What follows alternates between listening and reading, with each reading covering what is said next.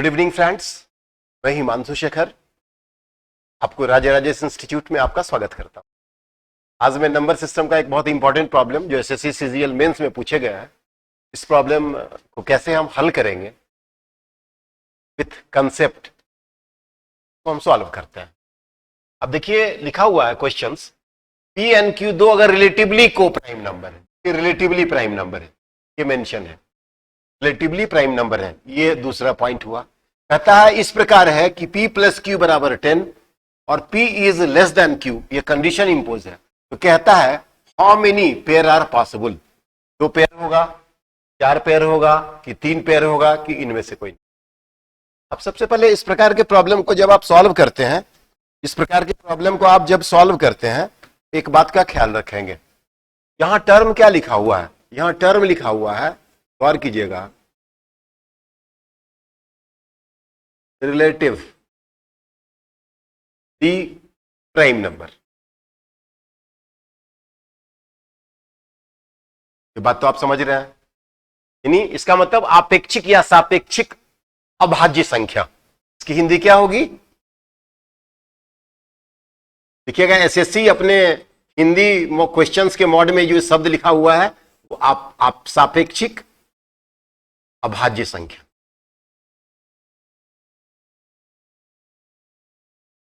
ये आपको सबसे पहले जानना जरूरी है इस तरह के सवाल बनाने के लिए। रिलेटिव प्राइम नंबर क्या है, रिलेटिव प्राइम नंबर अगर मैं ये बोलता हूं ये रिलेटिव प्राइम नंबर क्या है, तो आप देखिए, आप एक बात और गौर कीजिएगा, आप ये चीज समझ लीजिए। रिलेटिव प्राइम नंबर समझने के लिए आपको सबसे पहले इस टर्म से कंफ्यूज नहीं होना है, क्योंकि आप लोग जानते हैं जो अभाज्य संख्या क्या होता है, प्राइम नंबर क्या होता है। तो सबसे पहले कंसेप्ट ये जानिए, जो prime number relatively prime number में नाम एक लग रहा है ना, लेकिन दोनों में बहुत डिफरेंस है। अब रिलेटिव प्राइम नंबर का प्राइम नंबर से कोई लेना देना नहीं है। तो सबसे पहले कंसेप्ट क्या है इसका,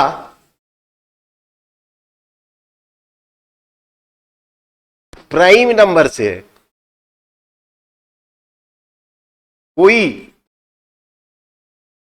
लेना देना नहीं है, सरोकार नहीं है, लेना देना नहीं है। सबसे पहले यह बात आपको एकदम समझ लेना चाहिए,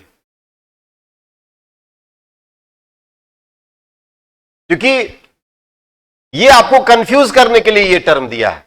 तो आपको प्राइम नंबर भी जानना चाहिए। तो प्राइम नंबर ऐसा नेचुरल नंबर है ना, जो 1 से बड़ा होता है,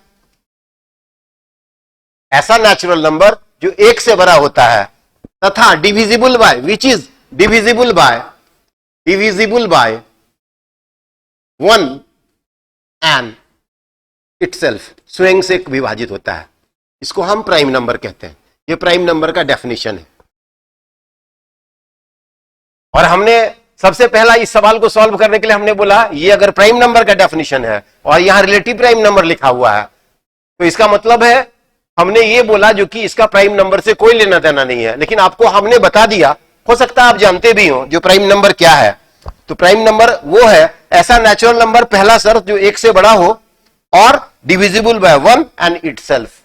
इसका मतलब इसमें हम कह सकते हैं प्राइम नंबर में, प्राइम नंबर हैविंग मतलब रखता है, ओनली एंड ओनली, ये अंग्रेजी का वर्ड सीख लीजिए, ओनली एंड ओनली 2 फैक्टर। ये बात एकदम दिमाग में रख लीजिएगा, यानी ना 2 फैक्टर से ज्यादा हो ना 2 फैक्टर से कम हो। प्राइम नंबर उसको कहते हैं, हमने यहां लिख दिया, जिसका ओनली एंड ओनली का मतलब जिसका न तो 2 फैक्टर से, जिसका गुणनखंड न 2 फैक्टर से ज्यादा हो न कम हो, कम होता है। हम बार बार ये बात क्यों बोल रहे हैं, इस बात को ऑलवेज दिमाग में आप रखिएगा, मेमोरी में रखिएगा। क्यों रखिएगा, यानी कहने का मतलब हमने कहा प्राइम नंबर ये होता है जिसका HCF अगर पेयर ऑफ नंबर है, प्राइम नंबर का पेयर है, तो उसका एचसीएफ क्या होता है? ऑलवेज, सदैव 1 होता है। हम ये इंक इसलिए बदले हैं आपको क्योंकि प्राइम नंबर का डेफिनेशन बताए, हमने बोला इसका एचसीएफ 1 होता है, लेकिन इसका हमने इसमें लिखा, ये जो प्रश्न में है, इसका प्राइम नंबर से कोई लेना देना नहीं है, फिर भी ऐसी संख्या जिसका एचसीएफ 1 होता है। ऐसी संख्या कहने का मतलब ऐसी संख्या, एचसीएफ के लिए कम से कम 2 नंबर तो चाहिए, जिसका एचसीएफ, यहां एचसीएफ लिखिए 1 होता है, इसका एचसीएफ 1 होता है। यानी यहां प्राइम नंबर से, यानी अगर हम ये लिख दें, आप गौर कीजिए, यहां लिख दें 9 और 25, बताइए, न 9 प्राइम नंबर है न 25 प्राइम नंबर है, क्योंकि प्राइम नंबर का न 2 फैक्टर से ज्यादा होगा न 2 फैक्टर से कम होगा। यानी आप सोचिए, 9 1 से कटता है, 9 किससे कटता है?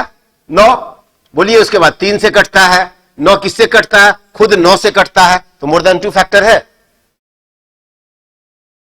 कहने का मतलब 9 और 25 का एचसीएफ 1 हो रहा है, लेकिन ये प्राइम नंबर नहीं है। इसलिए हमने आपको ये सबसे पहले कंसेप्ट बताया जिसका प्राइम नंबर से कोई लेना देना नहीं है, प्राइम नंबर का डेफिनेशन बताया।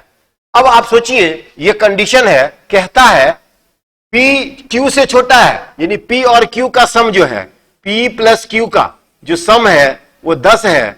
और दूसरा कंडीशन ये है, इस बात को समझ लीजिए, दूसरा शर्त ये है जो P is less than Q, ये शर्त दे दिया है।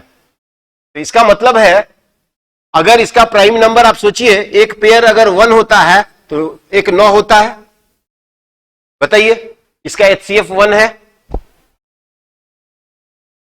आप सोचिए, न ये प्राइम नंबर है न ये प्राइम नंबर है। दूसरा आप समझिए, अगर हम 2 और 8 लिखते हैं, बताइए, अगर 2 और 8 लिखते हैं, क्या इसका एचसीएफ 1 होगा? नहीं, इसका एचसीएफ 1 नहीं होगा। इसका एचसीएफ क्या होगा?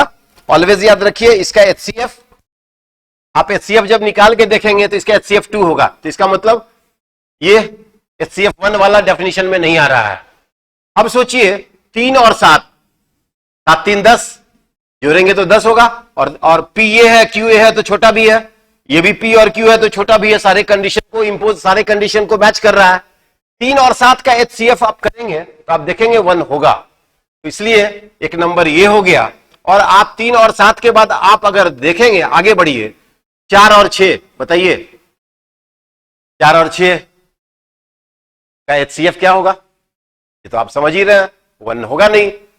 और इसके बाद आप देखेंगे ये P is less than Q है, गौर कीजिएगा, P is less than Q है, इसलिए 5 5 तो हो नहीं सकता। अगर ये शर्त नहीं रहता तो 5 5 हम डाल के देख भी सकते थे, लेकिन हो नहीं सकता है।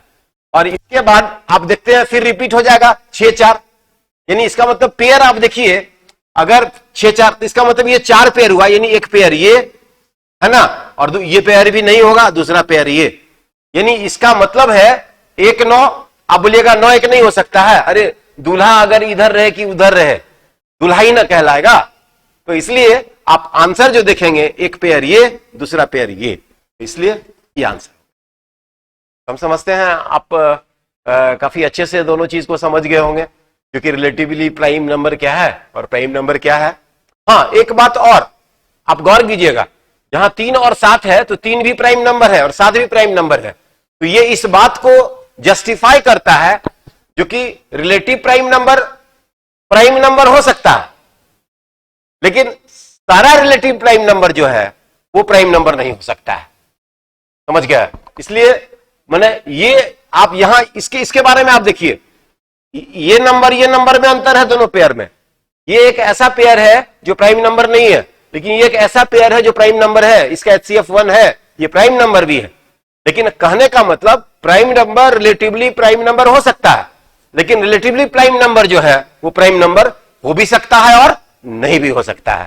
तो एक नई चीज सीखे, ये कंसेप्ट है। तो इस प्रकार हमें लगता है जो नंबर सिस्टम में प्राइम नंबर से बहुत सारे सवाल पूछे जाते हैं, हम एक एक करके हर सीक्वेंस में आपको हर सवाल से रूबरू करवाएंगे। और एसएससी में जो जो सवाल पूछे गए हैं, या डिफरेंट एप्टीट्यूड क्वांट वाले सवाल में जहां जहां नंबर सिस्टम के सवाल पूछे जाते हैं, उसकी आगे की श्रृंखला में डेली 1 या 2 प्रश्न हम सॉल्व करके आपको इसके टैक्स विथ कंसेप्ट बताते चलेंगे।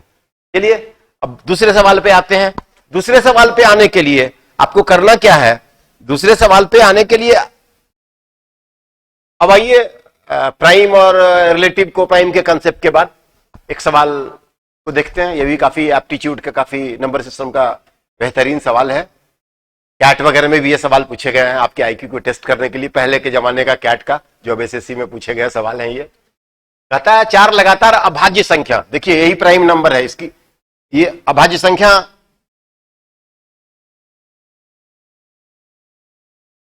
अब आगे। अब देखिए दूसरे सवाल में हमने पहले सवाल में आपको प्राइम नंबर का कंसेप्ट बताया, रिलेटिव को प्राइम का सवाल था और उस दोनों में डिफरेंस बताया। अब नेक्स्ट सवाल में देखिए कहता है 4 लगातार अभाज्य संख्या, फिर देखिए ये प्राइम नंबर इसकी अंग्रेजी होती है, ये प्रथम 3 और अंतिम 3 का गुणनफल। सवाल को ट्रांसलेट करने की कोशिश कीजिए। अब बोलता है देयर आर 4 प्राइम नंबर, बोलता है there are 4 prime number written in ascending order, बढ़ते हुए क्रम में, यानी एक प्राइम नंबर ए, दूसरा प्राइम नंबर बी, तीसरा प्राइम नंबर सी, चौथा प्राइम नंबर डी। अब अगर ये बढ़ते क्रम में है तो इसका मतलब ये बढ़ते क्रम में, हम ऐसे बढ़ते क्रम में इंडिकेट कर दिए, जैसे जैसे टेक्स्ट बोल रहा है हिंदी या इंग्लिश का उसके अकॉर्डिंगली प्रोसीड कीजिए, यही एप्टीट्यूड है। और उसके बाद बोलता है the product of first 3 is 385, यानी प्रोडक्ट ऑफ फर्स्ट 3, इसका मतलब प्रोडक्ट ऑफ फर्स्ट 3 का क्या मतलब है, फर्स्ट 3 तो ये हुआ ना 1 2 3 बढ़ते क्रम में है, तो इसका मतलब ए गुना बी गुना सी कहता है, क्योंकि अंतिम प्रथम 3 एवं अंतिम 3 का गुणनफल, यानी कहने का मतलब the product of first 3 is 385, तो इसका मतलब ये 385 है। और बोलता है and that of the last 3 digit, तो लास्ट 3 डिजिट जो है, आप सोचिए ये लास्ट 3 डिजिट कैसे आएगा। लास्ट 3 डिजिट आने के लिए फिर तो आपको ये करना पड़ेगा ना, देखिए हम फिर पीछे ला रहे हैं, ये लास्ट 3 डिजिट ऐसे आ गया, तो इसका मतलब जैसे जैसे बोलता है वैसे वैसे लिखते चलिए, टी सी बी। और इसका बोलता है जो गुणनफल है, ये बोल रहा है इसका जो ये बोल रहा है इसका जो, इसको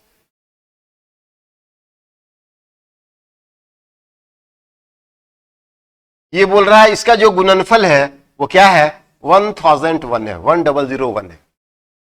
जो सवाल है प्रथम 3 और अंतिम 3 का गुणनफल, या अंग्रेजी में लिखा हुआ है, थोड़ा बढ़ते क्रम में नहीं लिखा हुआ है, हम इसको करेक्ट कर देते हैं। There are 4 prime number written in ascending order and the product of first 3 is 385 and that of the last 3 digit, last 3 digit, हमने लास्ट 3 डिजिट, ये लास्ट 3 डिजिट को एरो किया है, आप देख लीजिए, और ये फर्स्ट का किया है ना, फर्स्ट 3। जैसे जैसे बोल रहा है क्वेश्चन आर, उसके अकॉर्डिंगली मैं प्रोसीड कर रहा हूं, है ना। एकदम आप आराम से इस काम को कर सकते हैं। आप दोनों को काट भी सकते हैं, समझ गए। अगर आप काटेंगे, मान लीजिए इसका फैक्टर अगर निकालते हैं 5 है, तो देख रहे हैं, तो यहां हम देख रहे हैं 5 गुना 77, हम जानकर आपको समझाने के लिए बोल रहे हैं। और यहां देखिए 13 सते 91, यानी 13 गुना 77 का मतलब 77 से ये कटेगा। अगर 77 से काटेंगे तो क्या आएगा 5, और फिर 77 से इसको काटेंगे तो क्या आएगा 13। अब क्वेश्चन जो पूछ रहा है, क्योंकि अब बोल रहा है अंग्रेजी में, हिंदी में नहीं है ये, तो यहां कट गया है, ट्रांसलेट नहीं हुआ, में यहां लिखा हुआ है द ग्रेटेस्ट प्राइम नंबर। एक क्वेश्चन ये, तो ग्रेटेस्ट, इस दोनों में बड़ा नंबर कौन है, 13 है, तो आंसर क्या हो जाएगा 13।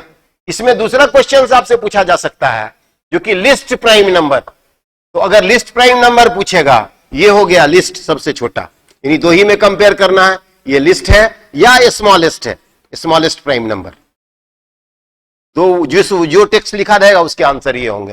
लेकिन यहां पूछ रहा है जो कि लास्ट में बड़ी अभाज्य संख्या, हिंदी इसकी यहां चली आई है और अंग्रेजी में लिखा हुआ है, तो दिस बिकम द आंसर। तो हम समझते हैं जो कि यहां तो कोई नंबर की सवाल नहीं है, यहां कोई प्राइम नंबर समझना नहीं है, समझना कंसेप्ट है।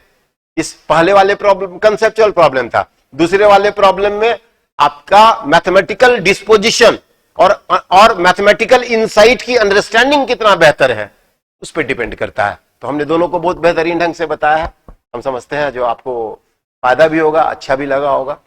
और नगर सिस्टम के फिर नेक्स्ट डे, हर डे आपको मैं अच्छा अच्छा प्रॉब्लम दूंगा, अच्छे अच्छे टैक्स बताऊंगा, है ना। तो फिर नेक्स्ट वीडियो में हम मिलते हैं, आज यहीं तक।